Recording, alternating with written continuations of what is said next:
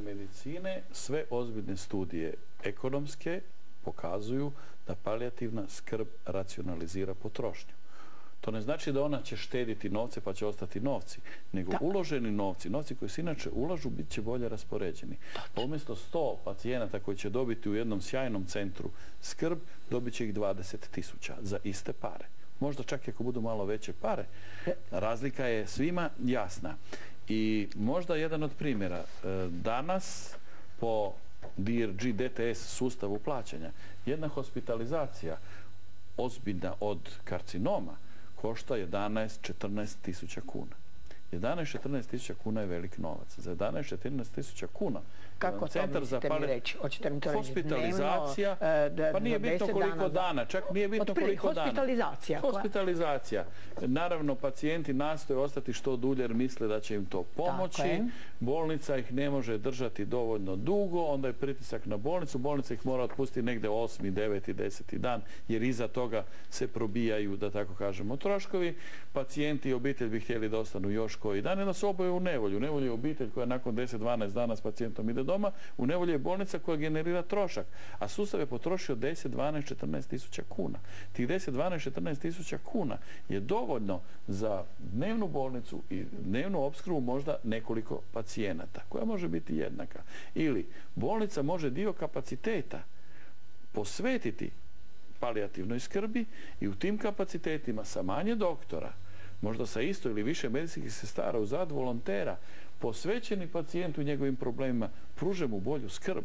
Jer on je inače jedan od 23 pacijenata, od kojih je jedan zdrav, de facto pa će ići sutra doma, 5-6 će ležati 5-6 dana, ali 2 pacijenta su ozbiljno bolesna i njima medicina ne može pomoći. A oni leže u medicinskoj ustanovi i dobivaju skupu medicinsku skrb, umjesto da dobiju racionalniju, u pravilu jeftiniju skrb koja je njima potrebna.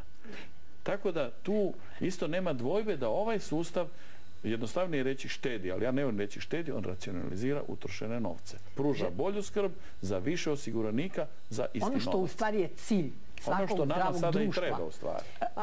Mentalno zdravo. Rekli ste riječ društvo, a vidite, palijativna medicina bavi se ublažavanjem simptoma neizlječivih bolesnika. Ima jako puno bolesti koje nisu izlječive.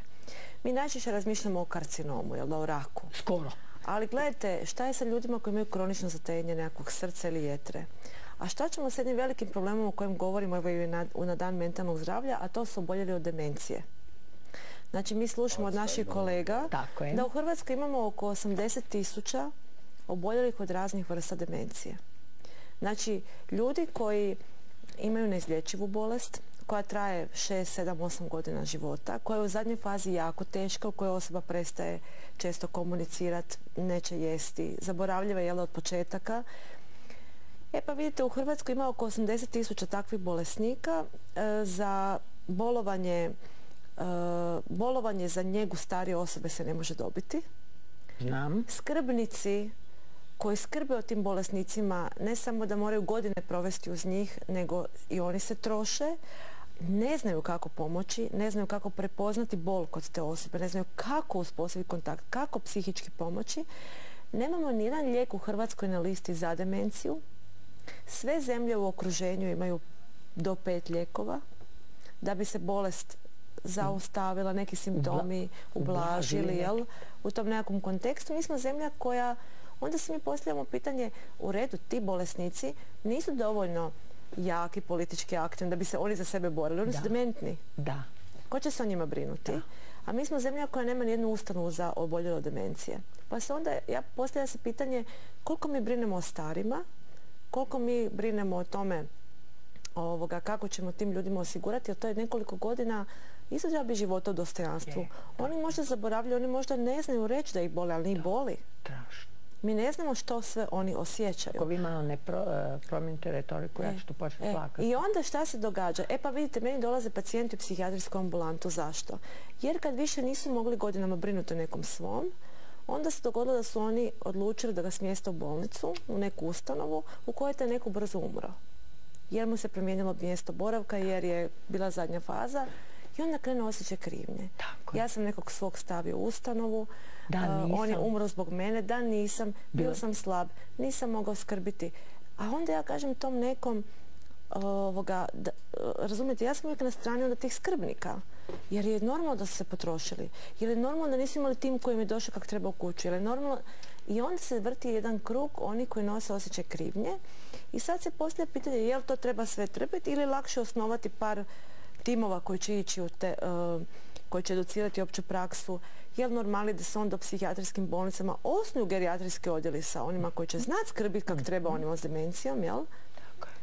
I onda dođemo na to pitanje civilizacije jednog društva, jel? Znači, ako to radi svijet, ako znamo da nam populacija stari, pa onda to možda nije atraktivan dio medicine, znate, ali svako od nas ima nekog svog koji je tako stari, svi ćemo mi jednog dana umirati. I ono što sam htjela reći, palijativna medicina danas zbog liječenja traje dugo. Mi danas, mi smo u tom časopisu stavili, mi danas znamo da u Americi postoji, samo što se tiče raka, 13 miliona preživjelih. 13 miliona je preživjelo rak. Žive 5 godina i duže od dijagnoze. Imaju niz mogućnosti da dobiju recidiv. Nose se sa brojnim posljedicama raka, ali su živi. Da li su, oni više ne trebaju aktivno liječenje, ali se razvila palijativna medicina da ti ljudi mogu dobiti savjete o boli, o prehrani. Znate, kad vi pogledate literaturu i odete u te centre, pa vidite da na otpusnom pismu onkolog je dužan na otpusnom pismu dati savjet i stalno savjet od bolesnika u otpusnom pismu onkologa o životnom stilu bolesnika. Da je on dužan savjetovati ga o prehrani, o tom šta će jesti, o tom kako da se kreće, o sportu i da je to normalan dio otpusnog pisma. Ali? Pa meni je to predivno vidjeti. Da, ali vi to znate da se svuda ne piše. Ali znači taj jedan cijeli dio filozofije, briga o bolesniku je takav u redu, taj bolesnik će otići kući, on mora živjeti godinama, neko mora njega savjetovati. Tako je. To će biti... Šta će onaj s karcinom jetre jesti? Znate, kako će se kretati?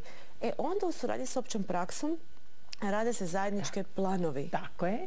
Za par godina života, za cijeli život, koliko god budete čovjek živio do kraja. I znate, kad imate u tim ustanovama akutnih bolnica sobu u kojoj obitelj boravi 24 sata, zadnji stadij pred smrt, 24 sata poslije, kad imate tim ljudi koji radi s onima koji su u žalovanju, kad imate tim koji radi sa djecom koja su izgubili roditelje, onda vi vidite, gle, pa to sve znamo i mi napraviti. Ili roditelja koji su izgubili djecu, što je najveća tragedija u tim. Ali zašto mi to nemamo? Pa mi možemo i jednu sobu imati u bolnici za to. To nije skupo. To nije 3 miliona eura za neki uređaj. To je jedna soba. Onda taj izaziva osjećaj, znate. Znači, govorimo o filozofiji medicine.